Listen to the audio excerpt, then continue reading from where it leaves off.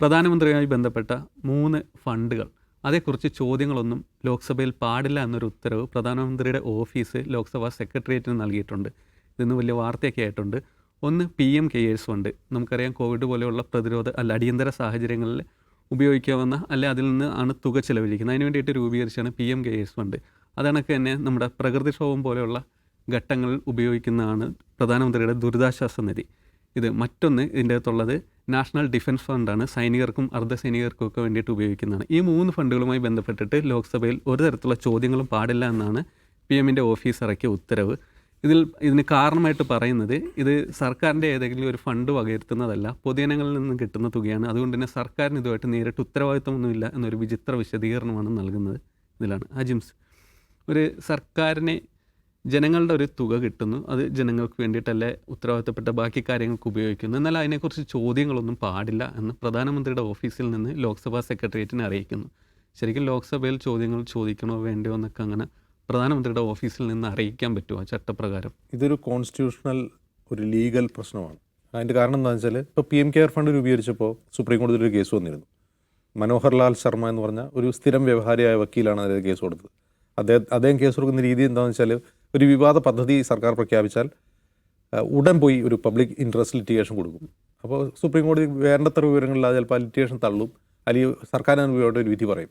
അപ്പോൾ സർക്കാരിന് അനുകൂലമായ വിധി ഉണ്ടാക്കാൻ വേണ്ടി PIL കൊടുക്കുന്ന ഒരാളാണ് ഈ മനോഹർ ലാൽ ശർമ്മ.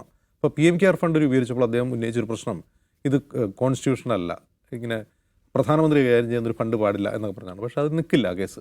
അതിൻ്റെ കാരണം പ്രധാനമന്ത്രി കൈകാര്യം ചെയ്യുന്ന മറ്റൊരു ഫണ്ടുണ്ട്, NDRF സ്വാതന്ത്ര്യം കിട്ടിയതിൻ്റെ പിറ്റേ വർഷം രൂപീകരിച്ചതാണ് NDRF, ദേശീയ ദുരന്ത നിവാരണ നിധി. അപ്പോൾ ഇപ്പോൾ 3 നിധികളെക്കുറിച്ചാണ്, 3 ഫണ്ടിനെ കുറിച്ചാണ് ഒരു വിവരവും പാർലമെൻറ്റിൽ ചോദിക്കാൻ പാടില്ല എന്ന വിവരം വന്നിട്ടുള്ളത്. നേരത്തെ തന്നെ RTIയുടെ പരിധിയിൽ നിന്ന് PM കെയർ ഒഴിവാക്കിയിരുന്നു. ഒന്ന് NDRF, ഒന്ന് PM കെയർ ഫണ്ട്, പിന്നെ ഈ വിരമിച്ച സൈനികർക്ക് വേണ്ടിയുള്ള മറ്റൊരു ഫണ്ടുണ്ട്. ഈ 3 ഫണ്ടും പ്രധാനമന്ത്രിയുടെ ഓഫീസാണ് കൈകാര്യം ചെയ്യുന്നത്. ആ 3-നെക്കുറിച്ചും പാർലമെൻറ്റ് സ്ക്രൂട്ടിനി പാടില്ല എന്നാണ് പുതിയ തിട്ടൂരം. ഇപ്പോൾ PM കെയർ ഫണ്ട് രൂപീകരിച്ചപ്പോൾ അതിനെപ്പറ്റി സർക്കാർ മുന്നോട്ട് വെച്ച എന്തായിരുന്നു, സർക്കാർ രൂപീകരിക്കുന്ന ഫണ്ട് എന്നാണ്, സർക്കാർ രൂപീകരിക്കുന്ന ഒരു ഫണ്ട് എന്നാണ്. പക്ഷേ അതിൻ്റെ സ്വഭാവം എന്താണ്, ഒരു പബ്ലിക് ചാരിറ്റബിൾ ട്രസ്റ്റിൻ്റെ മാതൃകയിലാണുള്ളത്. പക്ഷേ NDRFും സമാനമായ സ്വഭാവമാണ്, വിരമിച്ച സൈനികർക്ക് വേണ്ടിയുള്ള ഫണ്ടും സമാന സ്വഭാവമുള്ളതാണ്. പക്ഷേ ഒരു ചോദ്യം, അത് ഭരണഘടനാപരമായ ചോദ്യമാണ്. ഈ ഫണ്ട് കളക്ട് ചെയ്യുന്നത് പൊതുജനങ്ങളിൽ നിന്നാണ്, അവരത് സ്വമേധയാ കൊടുക്കുന്ന, സംഭാവനയായി കൊടുക്കുന്ന പണമാണ്. പക്ഷേ ഇത് കൈകാര്യം ചെയ്യുന്നത് ആരാണ്? സർക്കാരാണ്. അപ്പോൾ സർക്കാർ ഒരു ഫണ്ട് കൈകാര്യം ചെയ്യുന്നു, ഒരു പബ്ലിക് ഇൻട്രസ്റ്റ് വേണ്ടി കൈകാര്യം ചെയ്യുന്നു. അപ്പോൾ അത് പബ്ലിക് മണിയായി. ഇപ്പോൾ പബ്ലിക് മണിയെക്കുറിച്ചുള്ള ഒരു ചോദ്യം നേരത്തെ തന്നെ എന്താണ്, comptroller and auditor general of ഇന്ത്യയുടെ സ്ക്രൂട്ടിനിയിൽ വരേണ്ട കാര്യം തന്നെയാണ്. ഒന്ന് പബ്ലിക് ആയിട്ട് ചെലവഴിക്കുന്ന പണമാണ്, പൊതുജനങ്ങൾക്ക് വേണ്ടി ചെലവഴിക്കുന്ന പണമാണ്, സർക്കാർ കൈകാര്യം ചെയ്യുന്ന പണമാണ്. അത് ഈ പറയുന്ന ബഡ്ജറ്റിലൊക്കെ വരുന്ന കൺസോളിഡേറ്റഡ് ഫണ്ടിൽ പെടുന്നില്ല എന്ന ന്യായം ഉന്നയിച്ചുകൊണ്ടാണ് ഇപ്പോൾ അത് തടയുന്നത്. അപ്പോൾ ഒന്ന് ആലോചിക്കുക, ഇതേ സ്വഭാവം തന്നെ CMDRF നമ്മുടെ കേരളത്തിലുണ്ട്, ഒരു ദുരന്ത നിവാരണ നിധി. അതിനൊരു വെബ്സൈറ്റ് ഉണ്ട്. ആ വെബ്സൈറ്റിൽ ഒരു ദിവസം വരുന്ന ഫണ്ട് എത്രയാണെന്ന് ആ വെബ്സൈറ്റിൽ തെളിഞ്ഞു കാണും, എത്ര ചെലവഴിച്ചു അതും തെളിഞ്ഞു കാണും, ഇപ്പോൾ എത്ര പൈസ ഉണ്ടെന്നും അതിൽ കാണും. അത്ര സുതാര്യമാണ്. എന്തുകൊണ്ടാണ് PM കെയറിനും NDRFിനും സൈനികർക്ക് വേണ്ടിയുള്ള ഫണ്ടിനും ഇത് കൊണ്ടുവരാൻ കഴിയാത്തത്? കാരണം ഇത് ചെലവഴിക്കുന്നത് ജനം അറിയരുത്, ഇത് എവിടെ പോകുന്നു, എത്ര ഫണ്ട് വരുന്നു, ആര് കൈകാര്യം ചെയ്യുന്നു, ആർക്ക് വേണ്ടി ഇത് ചെലവഴിക്കുന്നു എന്ന് ജനം അറിയരുതെന്ന് ഇവർ ആഗ്രഹിക്കുന്നതെന്നുണ്ടാകാം. കാരണം ഇതിൽ തട്ടിപ്പുണ്ടെന്നുള്ളതുകൊണ്ടാണ്.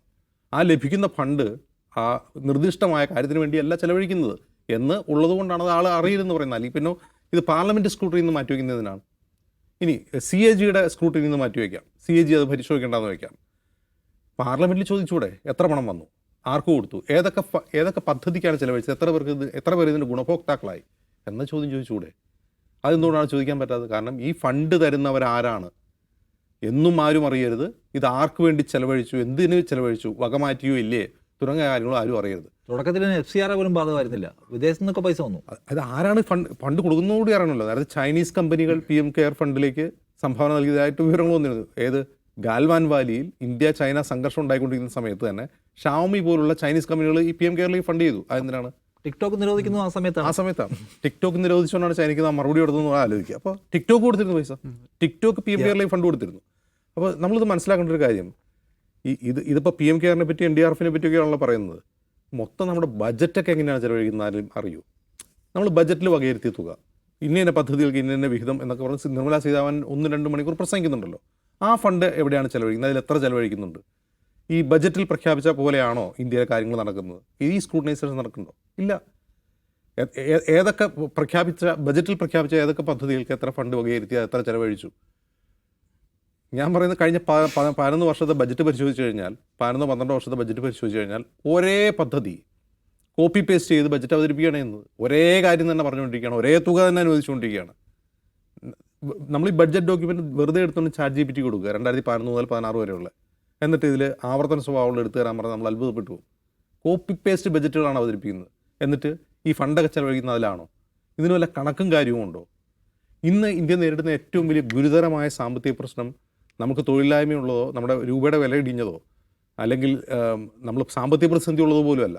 യഥാർത്ഥത്തിലുള്ള സാമ്പത്തിക പ്രശ്നം നമുക്ക് ഡാറ്റ ഇല്ല എന്നുള്ളതാണ്. വിശ്വസിക്കാവുന്ന ഡാറ്റയില്ല. ഒരു ഉദാഹരണം പറഞ്ഞാൽ ഇന്ത്യയുടെ GDP എത്രയാണ്? സർക്കാർ ചോദിച്ചാൽ പറയും നമ്മൾ ഉടൻ തന്നെ ഡബിൾ ഡിജിറ്റിലേക്ക് കിടക്കും. 7.5%, 8%, 9% എന്നൊക്കെ പറയും. എന്നിട്ട് നമ്മൾ ഈ GDPയുടെ കണക്ക് കൊണ്ടിട്ട് IMF ചെല്ലുമ്പോൾ IMF നമുക്ക് തരുന്ന റേറ്റിംഗ് C ആണ്. അതെന്തുകൊണ്ടാണ് അങ്ങനെ തരുന്നത്?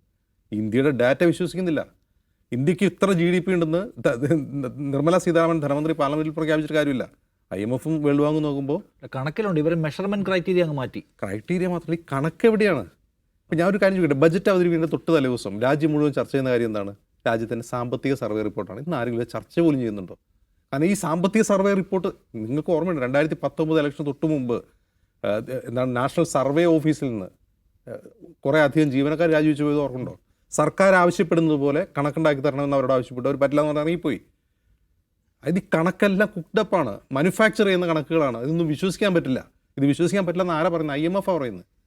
IMF പറയുന്ന ഈ കണക്കുകൾ വിശ്വസിക്കാൻ പറ്റില്ല എന്ന്. GDPയുടെ കാര്യത്തിൽ ഇപ്പോൾ ഈ ബേസ് ഇയർ എന്ന് പറയുന്ന 2011-12 ബേസ് ഇയർ മാറ്റണം എന്നുള്ളതാണ് ആവശ്യം. അത് മുഖ്യമന്ത്രിയുടെ സാമ്പത്തിക സുരക്ഷാ ഉപദേഷ്ടാവായിരുന്ന അരവിന്ദ് സുബ്രഹ്മണ്യം ചൂണ്ടിക്കാട്ടുന്നുണ്ട്. ആ ബേസ് ഇയർ വെച്ചിട്ട് ഈ GDP കണക്കാക്കാൻ പറ്റില്ല എന്ന്. പ്രധാനമന്ത്രിയുടെ ആൾ തന്നെയാണ് പറഞ്ഞുകൊണ്ടിരുന്നത്. അപ്പോൾ GDP പോട്ടെ, ബാക്കിയുള്ളതിൻ്റെ കണക്കും കാര്യമൊക്കെ എവിടെയാണ്? നോട്ട് നിരോധിച്ചു. നോട്ട് നിരോധിച്ചതിന് ശേഷം എന്തുണ്ടായെന്ന് പോലും നമുക്കറിയില്ല. എന്നിട്ടാണ് നമ്മൾ PM കെയറിനെ കുറിച്ച് NDRFിനെ കുറിച്ച് ചർച്ച ചെയ്യുന്നത്. അതെ നിഷാദ്, ഇലക്ട്രൽ ബോണ്ടുമായി ബന്ധപ്പെട്ടിട്ടുള്ള കാര്യങ്ങൾ നമ്മുടെ മുമ്പിലുണ്ട്. അതിൽ ഏത് രാഷ്ട്രീയ പാർട്ടിക്കാണ് ഏറ്റവും കൂടുതൽ പൈസ കിട്ടിയെന്നടക്കം അതിലേക്ക് എത്തിയത് തന്നെ വലിയൊരു നിയമപോരാട്ടത്തിലൂടെയായിരുന്നു. ഇപ്പോൾ ഇതാ PM കെയേഴ്സ് അടക്കമുള്ള 3 ഫണ്ടുകൾ, അതിൻ്റെ വിവരങ്ങളൊന്നും പുറം ലോകം അറിയേണ്ടതില്ല എന്ന് തീരുമാനിക്കുന്നു. ഞാൻ ചോദിക്കുന്നത് സുകേഷിന് എത്ര ശമ്പളം കിട്ടുന്നു, എത്ര നികുതി അടയ്ക്കുന്നു എന്ന് സർക്കാർ അറിയുന്നുണ്ടല്ലോ. ഞാൻ എത്ര ശമ്പളം കിട്ടുന്നു, അജിംസ് എത്ര കിട്ടുന്നു, അതിലെത്ര TDS ഉണ്ട്, ബാക്കി എത്ര ബാങ്ക് കയ്യിലുണ്ട്, ബാങ്കിൽ വേറെ ഏതെങ്കിലും ബാങ്കിൽ അക്കൗണ്ട് ഉണ്ടോ, ഇതെല്ലാം സർക്കാരിന് അറിയണമല്ലോ. സർക്കാർ ചോദിക്കാൻ വരുമ്പോൾ ഇല്ല, അതെൻ്റെ പ്രൈവസിയാണ് എന്ന് പറയാൻ പറ്റുമോ? ഇല്ല, പറയാൻ പറ്റില്ല. കാരണം നമ്മുടെ കയ്യിലുള്ള പൈസയുടെ കണക്ക് മുഴുവൻ ഈ സർക്കാരിന് അറിയണം.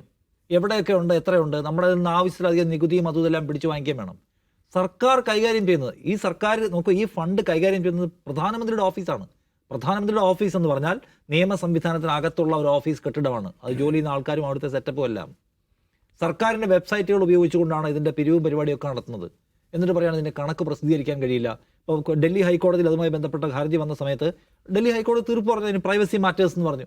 ആ പ്രൈവസി പൗരനുണ്ടോ? എനിക്കും സുകേഷിനും അജിംസിനും ഇല്ലാത്ത പ്രൈവസി എന്തിനാ ഭരണകൂടത്തിന്? പൈസയുടെ കാര്യമാണ് പറഞ്ഞത്. എൻ്റെ കയ്യിൽ പൈസയുടെ കണക്ക് ചോദിച്ച് ED വരുമ്പോൾ അതിൻ്റെ പ്രൈവസിയാണ്, പറയാൻ പറ്റില്ല എന്ന് പറയാൻ പറ്റില്ല. പക്ഷെ ഇവർ പറയാണ് പ്രൈവസി ഉണ്ടെന്ന്. ഇതുവരെ ഏതാണ്ട് 10,000 കോടിയോളം രൂപ വന്നു എന്ന് വിചാരിക്കപ്പെടുന്നു. വൻകിട കോർപ്പറേറ്റുകളൊക്കെ വലിയ തോതിൽ PM കേസിലേക്ക് പൈസ കൊടുത്തിട്ടുണ്ട്. അതിൻ്റെ ഉദ്ദേശം എന്തായിരിക്കും നമുക്കറിയാലോ. PM കേസ് കഴിഞ്ഞ് അവർ പൈസ കൊടുത്ത് ഇലക്ട്രൽ ബോണ്ടിലാണ്. PM കെയറിൻ്റെയും കണക്കില്ല, ഇലക്ട്രൽ ബോണ്ടിൻ്റെയും കണക്കില്ല. റഫാൽ യുദ്ധവിമാനം വാങ്ങിച്ചത് എത്ര പൈസയ്ക്കാണെന്ന് ചോദിച്ചപ്പോൾ അതിന് കണക്ക് പറയത്തില്ല. അതിന് സുപ്രീം കോടതി ചെന്നപ്പോൾ രാഷ്ട്ര സുരക്ഷയുമായി ബന്ധപ്പെട്ട പ്രശ്നമാണെന്ന് പറയുന്നു. നോട്ട് നിരോധനം കൊണ്ടുണ്ടായ ഗുണം എന്താണെന്ന് ചോദിച്ചാൽ അതിന് കണക്ക് പറയത്തില്ല. അതിൻ്റെ ബെനിഫിഷ്യറി ആരാണെന്ന് ചോദിച്ചാൽ അതിൻ്റെ കണക്ക് പറയില്ല. വ്യാപാര കരാറിലുള്ള നഷ്ടത്തെക്കുറിച്ച് ചോദിച്ചാൽ അതിൻ്റെ കണക്ക് പറയില്ല. ഒന്നിൻ്റെയും കണക്കുകൾ ഡിസ്ക്ലോസ് ചെയ്യാൻ സർക്കാർ തയ്യാറല്ല. അപ്പോൾ 10,000 കോടിയോളം രൂപ പിരിച്ചെടുത്ത ഒരു സംവിധാനം, അതിനൊരു ഓഡിറ്റ് ഇല്ല. CNDG ഓഡിറ്റിൻ്റെ പരിധിയിൽ അതിനെ പെടുത്തത്തില്ല. ഓക്കെ, പാർലമെന്റ് എന്ന് പറയുന്ന പരമാധികാര ജനസഭ അതിൻ്റെ കണക്ക് അറിയിക്കുന്നില്ല. പിന്നെ ആരായിരുന്നു അറിയേണ്ട ആൾ? പ്രധാനമന്ത്രിയും അതിൻ്റെ കൂടെയുള്ള 4 വ്യക്തികൾ അവരാണോ ഈ 10,000 കോടി രൂപ പൊതുജനങ്ങളിൽ നിന്ന് പിരിച്ചെടുത്ത 10,000 കോടി രൂപയുടെ കണക്ക് സൂക്ഷിക്കേണ്ട ആളുകൾ? അവരാരാ? ദൈവങ്ങളാണോ? അല്ലല്ലോ. ഏറ്റവും വലിയ പരമാധികാര സഭ എന്ന് പറഞ്ഞാൽ പാർലമെന്റാണ്. പാർലമെന്റിനെ അറിയിക്കില്ല. 2020 തുടങ്ങുന്നു കോവിഡ് കാലത്ത്. 2022 ആകുമ്പോൾ പോലും അതുമായി ബന്ധപ്പെട്ട് പുറത്തു വന്ന റിപ്പോർട്ട്സ് പറഞ്ഞ എന്താണ്? 2% പൈസയും ചെലവാക്കിയിട്ടില്ല. എന്ന് വെച്ചാൽ 100 രൂപ കിട്ടിയിട്ടുണ്ടെങ്കിൽ 60 രൂപയിലധികം ചെലവാക്കാതെ അവർ കിടക്കുകയാണ്. 2023-24 വരുമ്പോൾ അതിനൊരു ഫിനാൻഷ്യൽ എന്ന് വെച്ചാൽ ഒരു പേപ്പർ ഉണ്ടാവുമല്ലോ, ഒരു ഓഡിറ്റ് പേപ്പർ ഓർ അതിൻ്റെ വിശദാംശങ്ങളുള്ളത് എവിടെയും പബ്ലിഷ് ചെയ്യുക പോലും ചെയ്തിട്ടില്ല. പിന്നെ കോവിഡ് കാലമായതുകൊണ്ട് കുറേ ആശുപത്രികൾക്ക് ICUകൾ വാങ്ങിക്കാനുള്ള പൈസ കൊടുത്തെന്നൊക്കെ പറഞ്ഞു. അതിൻ്റെ ഭാഗമായിട്ട് ഇവർ തന്നെ നേരിട്ട് ഏതോ കോൺട്രാക്ട് ഏൽപ്പിക്കുന്നു. ആ കമ്പനികൾ ആശുപത്രികൾക്ക് ICU കൊടുക്കുന്നു. ഇവയൊന്നും ഗുണനിലവാരമില്ലാത്തതാണെന്ന് പറഞ്ഞ് ആശുപത്രികൾ പലതും എക്യുപ്മെൻറ്റ്സ് എല്ലാം തിരിച്ചയക്കുന്നു. ഒരു പരിശോധനയും ഇല്ലാതെ, ഒരു മുന്നനുഭവവും ഇല്ലാത്ത കമ്പനികൾക്ക് ഏതൊക്കെയോ കോൺട്രാക്റ്റുകൾ കൊടുക്കുകയാണ്. വാക്സിൻ വിതരണത്തിന്, ഒപ്പം തന്നെ ഇതര സംസ്ഥാന തൊഴിലാളികളുടെ ക്ഷേമത്തിനൊക്കെ പൈസ ചിലവാക്കുന്നുണ്ടെന്നാണ് അവകാശപ്പെട്ടത്. അതിൻ്റെ ഒരു ഡേറ്റയും നമുക്ക് അവൈലബിൾ അല്ല. അങ്ങനെ എങ്ങനെ മുന്നോട്ട് പോകാൻ പറ്റുക? അപ്പോൾ ഭരണകൂടത്തെ സംബന്ധിച്ച് അവർ പിരിച്ചെടുക്കുന്ന പൈസ, ഇപ്പം നേരത്തെ പറഞ്ഞല്ലോ, ടിക്ടോക്കുമായി ബന്ധപ്പെട്ട് ചൈനീസ് ഉൽപ്പന്നങ്ങളെ ബഹിഷ്കരിക്കാൻ തീരുമാനിക്കുന്നു, ചൈനീസ് ഉൽപ്പന്നങ്ങൾ രാജ്യത്തേക്ക് വരുന്നത് തടയണമെന്നൊക്കെ പറഞ്ഞ് വലിയ മൂവ്മെൻറ്റ് നടത്തി ആര് സംഘപരിവാർ തന്നെ. അതേ ചൈനീസ് കമ്പനികളിൽ നിന്ന് 10-40 കോടി രൂപ വാങ്ങിച്ചതിൻ്റെ വിവരങ്ങൾ അന്ന് പുറത്തു വന്നു. എന്നിട്ടാണ് ടിക്ടോക്കിനെ നിരോധിച്ച് ഇന്ത്യയെ രക്ഷിക്കാൻ പോകുന്നു എന്ന് പറഞ്ഞ് ഇറങ്ങി തിരിച്ചിരിക്കുന്നത്.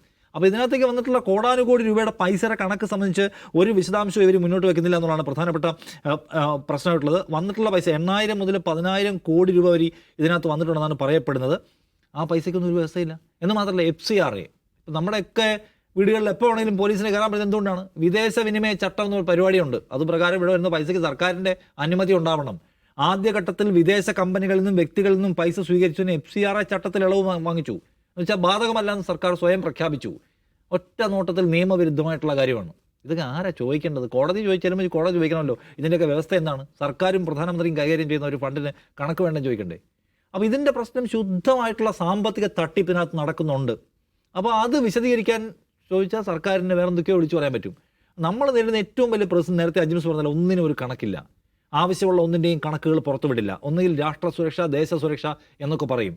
അതല്ലെങ്കിൽ അതിനൊപ്പം പോയി കഴിഞ്ഞാൽ പിന്നെ വേറെ എന്തെങ്കിലും വർഗീയത പറഞ്ഞ ആൾക്കാരെ തെറ്റിക്കും. അപ്പോൾ ഈ സർക്കാരിന് എല്ലാ ഡേറ്റയും സ്വന്തമാക്കി വെക്കാൻ, എല്ലാ കണക്കും ദുരൂഹമായി വെക്കാൻ, എവിടെ നിന്നും പൈസ പിരിച്ചുകൊണ്ട് പോകാൻ, അതെല്ലാം നമ്മുടെ രാഷ്ട്ര വൈഭവത്തിൻ്റെ ഭാഗമാണെന്ന് വിചാരിക്കുന്ന കുറേ പമ്പര വിട്ടികളെ ഈ രാജ്യത്ത് ഇവർ സൃഷ്ടിച്ചു. എന്നിട്ട് അവരെ മെയിൻറ്റെയിൻ ചെയ്യുകയാണ്. ഇവർ വർഗീയതയിൽ ഇങ്ങനെ മുങ്ങിത്താണ് കിടക്കണം. എപ്പോഴും അമ്പലവും പള്ളിയും ലവ് ജിഹാദും നർക്കോട്ടിക് ജിഹാദും ഇങ്ങനെ പറഞ്ഞ് ജിം ജിഹാദും ഒക്കെ പറഞ്ഞ് അവരെ ഇങ്ങനെ മുക്കിയിട്ടേക്കാണ്. എന്നിട്ട് ഇപ്പുറത്ത് നടക്കുന്ന 10,000 കോടി രൂപയ്ക്ക് കണക്കില്ല. വേറെയുള്ള 3 ഫണ്ടിനെ കുറിച്ച് ചോദിച്ചാൽ കണക്കില്ല. ഇതൊക്കെ ആരും അറിയണ്ടേ? ജനത്തെ അറിയിക്കാതെ ഇട്ട് ഓടുകയാണ്. അപ്പോൾ ഇതിൻ്റെ പ്രശ്നം എന്ന് വെച്ചാൽ, നമ്മുടെ രാജ്യത്തെ ഏറ്റവും വലിയ ദുര്യോഗം എന്ന് വെച്ചാൽ, അടിസ്ഥാന ജീവിത പ്രശ്നങ്ങൾ സംസാരിക്കാൻ തയ്യാറാവാത്ത, ഭരണകൂടത്തോട് കണക്ക് ചോദിക്കേണ്ടതില്ലാത്ത മോദിജി അല്ലേ, അദ്ദേഹം രാജ്യത്തെ ഉയർത്താനുള്ളതിൻ്റെ ഭാഗമായിട്ട് അങ്ങനെ PM കേരള ഫണ്ട് സൂക്ഷിച്ച് വെച്ചിരിക്കുകയായിരിക്കും വിചാരിക്കുന്ന പോലെ തിരുമണ്ടന്മാരെ അവർ സൃഷ്ടിച്ചിട്ടുണ്ട്. ആ എക്കോസിസ്റ്റം മുന്നോട്ട് എത്ര കൊണ്ടുപോകാൻ കഴിയുമോ അത്രയും കാലം ഇതൊക്കെ ഇങ്ങനെ തന്നെ ഇരിക്കും. നമ്മളിവിടെ ഇരുന്നിട്ട് ഈ ക്വസ്റ്റ്യൻസ് ഒക്കെ ചോദിക്കും. ഇത് എവിടെയാണ് ചെല്ലേണ്ടത്? അറ്റ്ലീസ്റ്റ് ഇത് ഇന്ത്യയിലെ മാധ്യമങ്ങൾക്ക് തോന്നണം ഇത് വലിയ വാർത്തയാക്കാൻ, ക്വസ്റ്റ്യൻസ് ചോദിക്കാൻ. അത് അവരുടെ കയ്യിലാണ് മൊത്തം. ഫൈനലി കോടതിക്കെങ്കിലും ചോദിക്കണം. ഡൽഹി കോടതി പറയുന്നതൊക്കെ പ്രൈവസി മാറ്റേഴ്സ് ആണെന്ന്. നമ്മുടെ കയ്യിലിരിക്കുന്ന 300 രൂപയുടെ കണക്കുമായിട്ട് കോടതി നോക്കി അതിൻ്റെ മുഴുവൻ പേപ്പർ എടുത്ത് കോടതി മേശപ്പുറത്ത് വെപ്പിക്കും. അപ്പോൾ ഇത് നമ്മുടെ കാലത്തെ ഒരു ദുര്യോഗമാണ്. ഏത് തരത്തിലുള്ള സാമ്പത്തിക വൃത്തികേടുകൾ കാണിച്ചാലും ഇങ്ങനെ ഓരോന്ന് ചോദിക്കുന്ന ആൾക്കാരെ ചാപ്പയടിച്ച് പിടിച്ചു നിൽക്കാൻ കഴിയുന്ന ഒരു ഭാഗ്യം ഭരണകൂടത്തിനുണ്ട്. അതൊരു ഗതികെട്ട കാലമാണ്. നമ്മളതിനെ മറികടക്കുക, അനുഭവിച്ചു പോകുക എന്നുള്ളതല്ല വേറെ വഴിയില്ല. അതെ, ജനങ്ങൾ സർക്കാരിന് സംഭാവനയായിട്ട് നൽകുന്ന പണം അത് ജനങ്ങൾക്ക് വേണ്ടിയിട്ട് ചെലവഴിക്കുന്നുണ്ടെന്നാണ് സർക്കാരിൻ്റെ വെപ്പ്. എന്നാൽ അതേക്കുറിച്ച് ചോദ്യങ്ങൾ പാടില്ല എന്ന് പ്രധാനമന്ത്രിയുടെ ഓഫീസ് തന്നെ പറയുന്നു. അതിൽ ദുരൂഹതകൾ സംശയിക്കുക തന്നെ വേണം.